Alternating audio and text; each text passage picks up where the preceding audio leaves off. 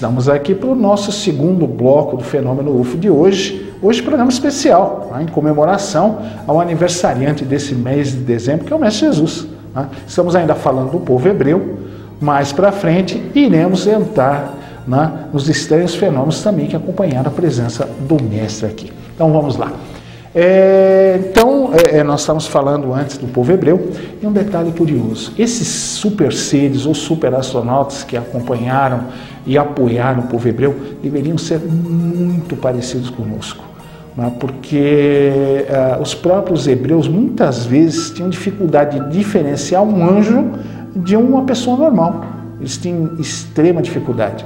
Outro detalhe, eram entidades físicas, absolutamente físicas. Nós temos um relato muito interessante aqui,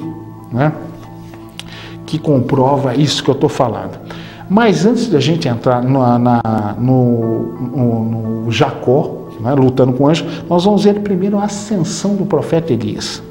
Novamente, nós vamos ver a limitação tecnológica da época, de conhecimento da época. É dito que o profeta Elias, quando ele estava em companhia de um jovem, em sua andança pelo deserto, uma carruagem de fogo teria descido do céu e levado o profeta Elias. A única coisa que restou do profeta foi o seu manto, porque o deserto durante a noite é muito frio. Então é normal as pessoas andarem com roupas folgadas para facilitar a ventilação e durante a noite levar um agasalho, porque muitas vezes a temperatura no deserto baixa a uma temperatura abaixo de zero. E o profeta Elias, quando foi elevado por essa carruagem de fogo, a única coisa que ficou foi o seu manto para o frio. O jovem chegou a correr até a primeira cidade, narrando o que tinha acontecido com o profeta Elias, que ele havia sido levado por uma carruagem de fogo. Então nós vemos primeiro a carruagem de fogo, e depois nós vamos ver um detalhe muito curioso, de um caso ufológico ocorrido na década de 70 em Minas Gerais, onde um ser ciclópico, de um olho só, com 2,5 metros de altura, desceu de uma nave e subiu através de um feixe de luz. É muito parecido com o que aconteceu com o profeta Elias. Dizem que o profeta Elias foi elevado por um feixe de luz. Curiosamente, esse ser também foi erguido por um feixe de luz. É um tipo de funcionamento que nós ainda desconhecemos. Como é que a luz pode fazer isso? Ou a luz poderia ser algo secundário de um campo principal que elevaria ou desceria o ser de e para a nave.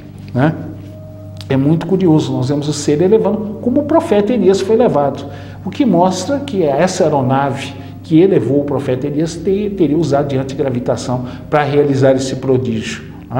Mais uma vez mostra uma tecnologia muito superior à nossa.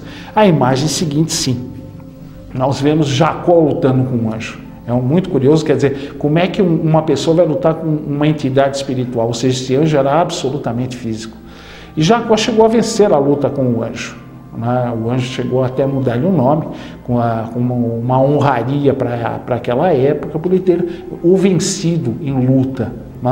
Como nós vemos, pela descrição do anjo loiro, pele clara, nós vamos vendo 2 seres aqui, um avistado nos Estados Unidos na década de 50 e uma outra entidade a qual é denominada Star Sheran. Nós vemos que são pessoas praticamente idênticas a um ser humano. Ele poderia andar aqui entre nós sem que nós percebêssemos. Eles poderiam, naquela época, serem confundidos com anjos, com seres divinos, mas não eram. Eram seres muito mais avançados, mas nesse caso ainda físico, ao ponto de Jacó ter podido lutar com um deles. Então nós vemos esse tipo de ser aqui, o primeiro com 1,80 m, o outro também nessa faixa. Nós chamamos seres tipo Beta 2 na catalogação ufológica, que são seres extremamente avançados, não só do ponto de vista tecnológico, mas espiritual também. São seres extremamente espiritualizados, são seres que acompanham a humanidade há muito tempo, têm extremo interesse na evolução espiritual humana. Agora nós vamos entrar propriamente no Mestre Jesus. Jesus aqui sempre teve uma presença também forte extraterrestre desde o momento da gravidez de Maria. Maria realmente engravidou virgem. Isso para a época era considerado um prodígio. Hoje nós sabemos que existe uma resposta para isso, né? Maria, antes de engravidar, ela teve um contato com um anjo, mas não um contato físico. Esse anjo provavelmente a inseminou artificialmente através de um processo de uma pequena agulha que teria preservado sua virgindade. Ela teria recebido um óvulo muito especial, aliás, um esperma muito especial para fecundar o seu óvulo, que daria origem ao Mestre Jesus. Os próprios espíritos, né, nas obras básicas da codificação, nos alertam que o nosso lado é o lado mais frágil. Então, quando ocorrem certas deformidades físicas, né, devido às limitações do nosso corpo físico, é muito fácil de socorrer. Talvez para prevenir esse tipo de problema, ela teria recebido esse esperma, né, especial desse espírito de Skol que iria marcar a humanidade para sempre, né? Tanto é que nós dividimos, né, os nossos calendários em antes dele e depois dele, ou seja, antes de Cristo ascender, depois de Cristo descer. Mas mesmo Maria, né, nós temos tapeçarias que mostram as estranhas presenças de aeronaves, sempre onde Maria estava. A primeira nós vemos Maria e Jesus, nós vemos ao fundo um objeto brilhante, nós vemos também um homem que cobre a vista, como se estivesse recebendo ou estivesse sendo atrapalhado por uma luz muito forte emanada desse veículo, né? Na imagem seguinte nós veremos também novamente Maria, nós vemos 3 mulheres. Se nós olharmos ao fundo do lado esquerdo da imagem, nós veremos um objeto discoide que está ali presenciando a cena, né, onde estava Maria, novamente, né, mostrando a presença extraterrestre no local.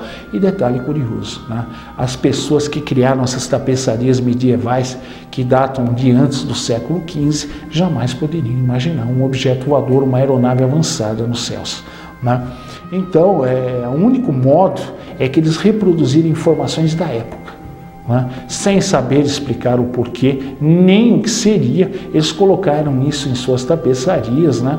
Simplesmente seguindo relatos, nada mais, sem saber interpretar do que se tratava. Hoje, com uma visão moderna, nós conhecemos uma tecnologia mais avançada que nos permite, né, compreender o que seriam esses veículos que acompanhavam Maria naquela época. Nós vamos continuar para o nosso último bloco falando ainda do Mestre Jesus e da presença de seres e veículos avançados. Então, até já.